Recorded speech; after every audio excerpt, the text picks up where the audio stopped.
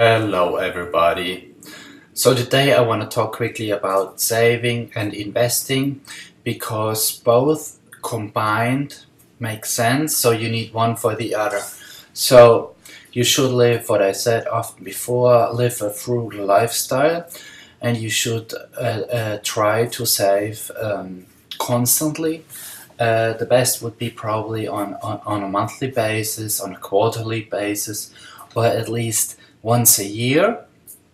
And you should try to get a budget together. You should watch your costs, and you should not spend like crazy, because one thing comes at some point, your retirement, and we all know that we are living longer, and employment is not so easy anymore as it was in the past. Social security is not so great as it was because people get older and the population growth in the Western world is not so wonderful. So we have less babies, we have less kids. That means lots of old guys. And so the funding of social security, of the retirement, of the pensions is not so great.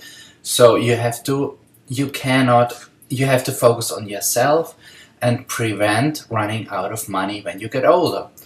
And so how you do it is frugal lifestyle. That's what I said. I have a lot of. I showed you my mattresses. The mattress is on the floor. That's all IKEA. Even this table is all cheap and stuff. Like I have everywhere IKEA things for a few dollars. I don't. And this is a small place. It's nice but small. So I mean, other people, they overspend on homes. They have too many rooms. They have always nice cars and they lease them and they finance a lot. And I would also watch debt. Debt is a very nasty thing. If people have credit card debt, it's crazy. They have debt everywhere, and that costs you a lot of money. It takes away your future, and it's much easier to save today and just to put the spending later and wait for consumption later on in your life. It's a thoughtful process, and you should put your emotions out of that quick consumption thing. Watch out, people want to sell you all the time. It's also in the financial industry. It's always a rule. All these advertisers, of course, they want to sell you something and you spend it today, but you have the burden most of the time long term. If it's an item that costs you a lot, it's a long-term burden for you because you have opportunity costs. What could you have done if you would not have bought that brand new car with that money? So you could have invested it and would have an easier retirement, or later on in your life, whenever there may be a tough times, you would have some cushion, some savings you can go back to. And it also takes out a lot of anxieties and stress in your life. If you have cushion, it makes it easier. Think about that. You save up till you retire. Maybe let's say you're really focused. You save up $250 or $300,000. When you retire, you're like, let's say 68. You have 250,000, and so you can take out. I just can calculate it. 250,000. You could take out $1,000 a month for many years. 250,000 divided by 1,000 is 250 month divided by 12. That would be 20 years, almost 21 years. And so it 21 years you can take out every month $1,000, and that doesn't include further returns on your assets till they are eaten up, kind of. So that's the one thing. And the other thing is, if you invest, an easy way to invest are index funds. They're extremely cheap.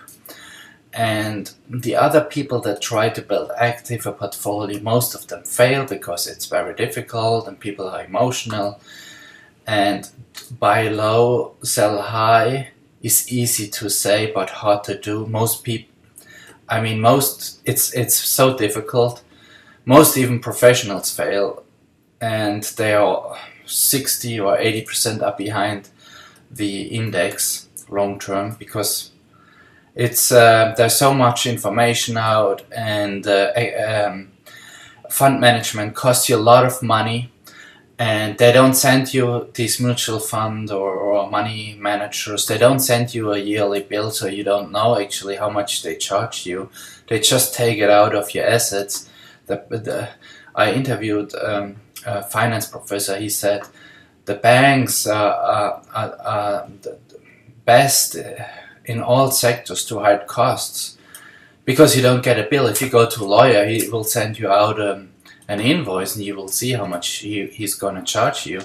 If you take somewhere else advice, or if your phone bill comes, your electric bill comes, and you see it, or gasoline, but banking fees or money management fees, usually you don't see them. They're pretty much hidden. So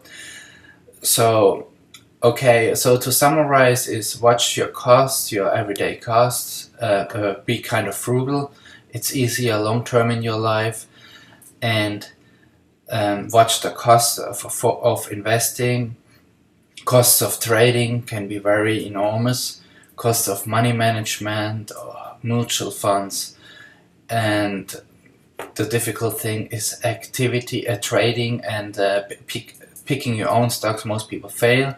If you pick an index funds, you can do pretty well. Of course, over the long run, the Dow Jones or the S&P 500, they just go up. In a long run, like 9 to 10% average a year. You will have bad years, of course. And if you follow those steps, it's pretty easy. You can, if you are motivated, I mean, you can retire earlier if you want to, or when you get older, you can work part-time, and there's no pressure at the end. So at some point you can enjoy, of course. If you are frugal, you can enjoy it at some point in your life. But then you have the choice. If you start early, you get your first job and you spend like crazy. You don't have later on in your life no choice. You have to work hard all the way to the end, and maybe then you retire and you will have problems. So it's smart. It's very clever to be cautious, and then later on it gets easier. Okay, that's all for today. Bye.